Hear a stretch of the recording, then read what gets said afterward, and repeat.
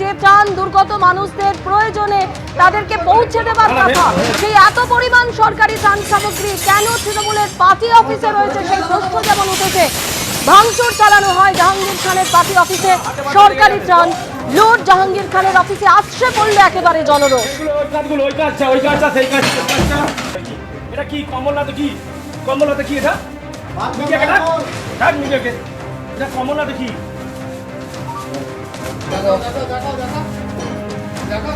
কম্বল সবাই লোক কম না ভাই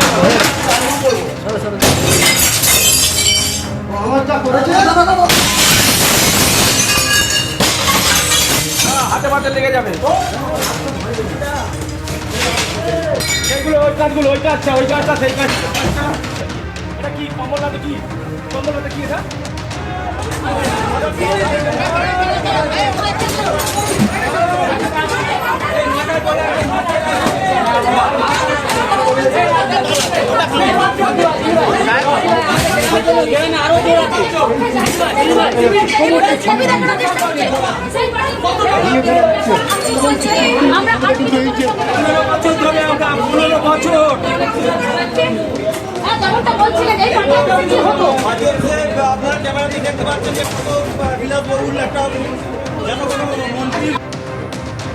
জাহাঙ্গীর খানের অফিসে শুধু নয়, তার বাড়িতেও কিন্তু ভাঙচুর চালানো হয়।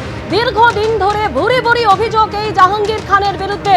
সেই জাহাঙ্গীর খান যে ফলতার অধিকাংশ মানুষ যে অভিযোগ করেছেন যে দীর্ঘদিন তারা ভোট দিতে পারেননি এই জাহাঙ্গীর খানের জন্য, তাদেরকে হুমকি দেওয়া হতো, ভয় দেখানো হতো। সেই জাহাঙ্গীর খান তাকেই গ্রেপ্তার করেছে এসটিএফ এবং জাহাঙ্গীর খান গ্রেপ্তার হবার পরে তার যেমন পার্টি অফিসে ভাঙচুর চালানো হয়েছে, অন্যদিকে তার গাড়ি এবং বাড়িতেও ভাঙচুর চালানো হয়েছে।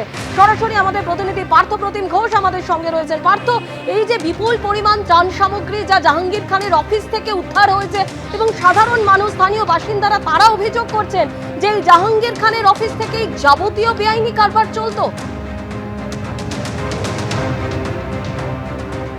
একেবারে স্থানীয়দের অভিযোগ হচ্ছে জাহাঙ্গীর খানের যে অফিস সেখানে হচ্ছে একেবারে জনরোষ আশ্রয় পড়েছে। জাহাঙ্গীর খানের অফিস থেকে শুরু করে তার বাড়ি, তার গাড়ি, তাতে ভাঙচুর হয়েছে এবং এই জনরোষ আশ্রয় পড়ার পিছনে তারা বলছে যে দীর্ঘদিনের জমানো একটা ক্ষোভ তাদের বিরুদ্ধে। কারণ জাহাঙ্গীর খানের এই যে অফিস সেখান থেকে গোটাটা কন্ট্রোল করতেন জাহাঙ্গীর খান, কেউ তার ভয়ে হচ্ছে মুখ খুলতে পারতো না।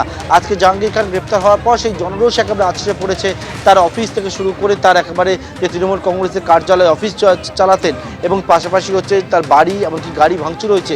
এই অফিস ঘর থেকে প্রচুর পরিমাণে ত্রাণ সরঞ্জাম, সেটা কম্বল থেকে শুরু করে বিভিন্ন ত্রাণ সরঞ্জাম সেটা কিন্তু উদ্ধার হচ্ছে। এবং তারা যে বিষয়টা তোমায় বলো, 2020 সালে আমফান ঝড়ের পরবর্তীকালে অনেকেই তুমি জানো অভিযোগ করেছিলেন যে তারা হচ্ছে তাদের ঘর মাথার ওপর চাল উড়ে গেছে, তাদের মাথার ওপর চাল নেই, তারাকেও ত্রিপল বা ত্রাণের জন্য হাহাকার দেখেছিলাম আমরা।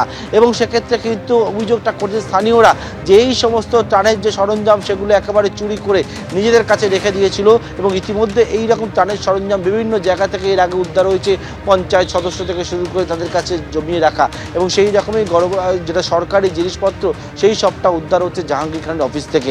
জাহাঙ্গীর খানের যে অফিস সেই অফিসে একবার ভাঙচুর হচ্ছে, জনরোষ আশ্রয় পড়েছে এবং অফিসের ভিতরে একাধিক ঘর রয়েছে এবং যে বিষয়টা অভিযোগ, এমনকি তোমায় বলবো জাহাঙ্গীর খানের যে অফিস সেখানে পুলিশের ব্যারাক পর্যন্ত করা হয়েছিল।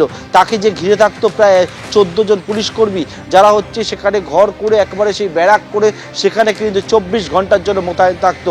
একেবারে নির্বাচনের পর, রেজাল্ট বেরোনোর পর আমরা দেখেছি পুলিশ কর্মীরা সেই অফিস ছেড়ে চলে যাচ্ছেন এবং তারা থাকার জন্য বিভিন্ন সরঞ্জাম সেখানে রাখতেন এবং এই জায়গায় একাধিক ছোট ছোট ঘর রয়েছে জাহাঙ্গীর খানের অফিসের ভেতরে। সেখানে স্থানীয়রা বলছেন যে এখানে ছিল হচ্ছে গোটাটা কন্ট্রোল করা হতো অফিস থেকে, গোটাটা হতো তাদের উপরে যে অত্যাচার করা হতো, তাদের উপর অনেকটাই অনৈতিক কাজ হতো, তেমনটাও কিন্তু অভিযোগ স্থানীয়দের। এবং জাহাঙ্গীর খানকে যখন এসটিএফ এর গোয়েন্দারা তারা গ্রেপ্তার করে এবং সেই খবর শোনার পরবর্তীকালে একবার জনরোষ আশ্রয় পড়েছে ফলতায় জাহাঙ্গীর যে সাম্রাজ্য সেই সাম্রাজ্যে। ধন্যবাদ পার্থ। এর আগে আপনাদের মনে আছে যে বিধানসভা ভোটের আগে উত্তরপ্রদেশের সিংঘম নামে পরিচিত আইপিএস অফিসার অজয় পাল শর্মার সঙ্গে একেবারে বাকযুদ্ধ তুঙ্গে ওঠেন জাহাঙ্গীর খানের। এবিপি আনন্দ, এগিয়ে থাকে, এগিয়ে রাখে।